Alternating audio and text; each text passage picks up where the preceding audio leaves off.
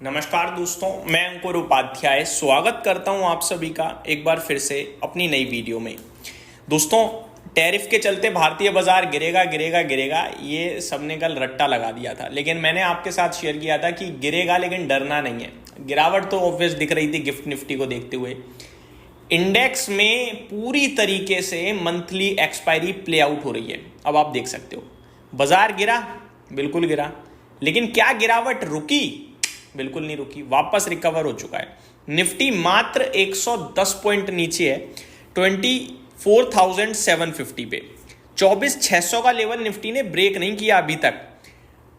अब अगर ब्रेक कर भी देगा ना सेकंड हाफ में, फर्क नहीं पड़ता, क्योंकि पोजीशन जिसकी जैसी थी उसने आराम से अपनी पोजीशन में एग्जिट ले लिया होगा।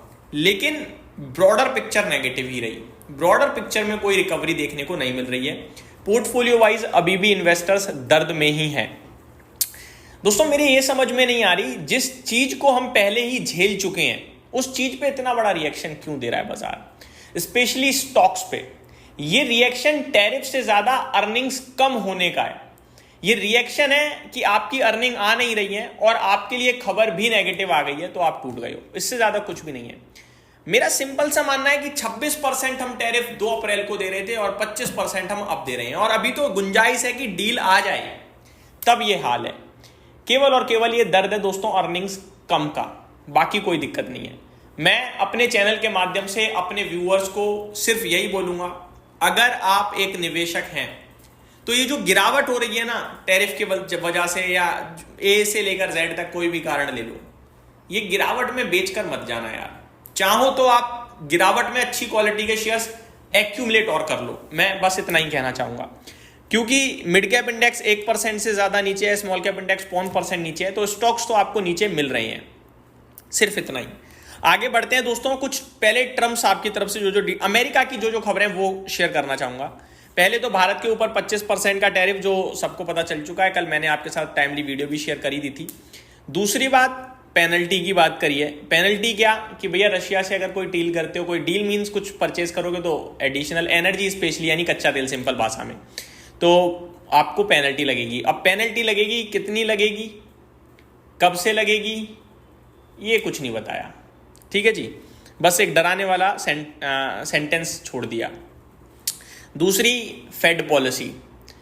ये देख लो कि वो तानाशाही तो पूरी दुनिया पे करना चाह रहे हैं, पूरी दुनिया को दिखाते हैं कि हम लीडर हैं, हम लीडर हैं, हम जो कहेंगे वो होगा। उनके देश में ही खुद आपस में नहीं बन रही है।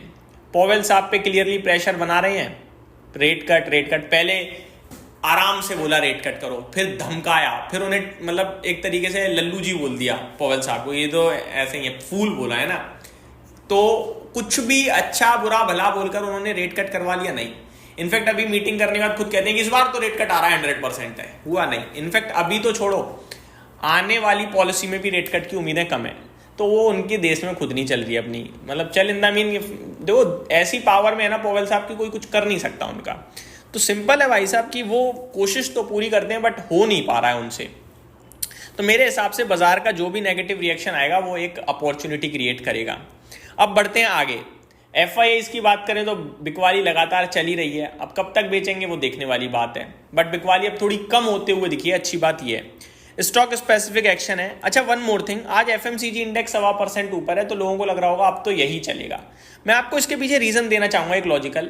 FMCG इंडेक्स इसलिए ऊपर है क्योंकि इसे किसी कंट्री से फर्क नहीं पड़ता, ये पूरा इंडिया ड्रिवन है। ठीक है, भारत में आएंगे, भारत में बेचेंगे, भारत में बनाएंगे, इसलिए भाग रहे हैं। लेकिन ये टैरिफ वैरिफ से कोई परेशानी आने वाली नहीं है, तो ये वनडे वंडर हो सकता है, उसके बाद दोबारा से आपको शांति दिख सकती है। बाकी रूरल में कंजप्शन लौट रहा है तो उसका FMCG में पॉजिटिव इंपैक्ट बनता भी है। अब बढ़ते हैं आगे दोस्तों। टॉप गेनर्स में HEG है, केन्स है, सेगलिटी है, ग्रेफाइट है और GE वर्नोवा है। टॉप लूजर्स में सोनाटा सॉफ्टवेयर, आरती इंडस्ट्रीज, अपार industries, Welspun living, power India है। आज जियो फाइनेंस का शेयर एक बार फिर रॉकेट हो रहा है, करीब 3% ऊपर देखने को मिल रहा है हम सभी को। रिजल्ट स्पेसिफिक एक्शन भरपूर चल रहा है। एक बार मैं आपके साथ रिजल्ट स्पेसिफिक शेयर करना चाहूंगा। HUL ने नंबर पेश करे हैं, नंबर्स के बाद कमेंट्री पेश करी है और स्टॉक 3.5% ऊपर और भारतीय बाजार को जोश देने का काम कर रहा है, और FMCG इंडेक्स में बहुत बड़ा योगदान भी दे रहा होगा। इंडस टावर नतीजों के बाद 4.5% नीचे है। ADF फूड्स में 5% की गिरावट है। शेयर इंडिया सिक्योरिटीज फ्लैट दिख रहा है, बाकी नंबर्स तो वीक थे।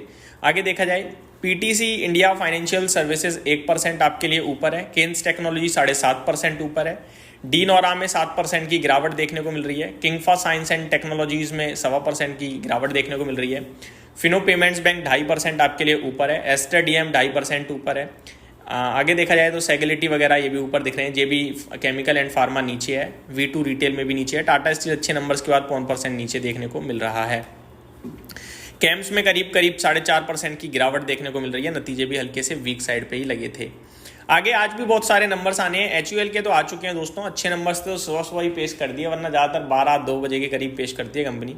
सन फार्मा के नंबर्स आने हैं, मारुति के नंबर्स आने हैं, Adani Enterprises, Coal India, Vedanta, Ambuja Cement, Eicher Motors, TVS Motors, ये कुछ बड़े नाम हैं, मैनकाइंड फार्मा, जिलेट इंडिया, ये IKS, Doctor Lal Path Lab, Timken India, Emami, ये कुछ नाम है जिनके आज नंबर्स आते हुए दिखेंगे आप सभी को। यहीं समाप्त करता हूं दोस्तों इस वीडियो को, अगली वीडियो में स्टॉक स्पेसिफिक बात करूंगा। बाजार में रिकवरी जारी है, but small cap mid cap थोड़ा सा प्रेशर में दिख रहे हैं आपको। Thank you so much for watching this video, have a great day guys.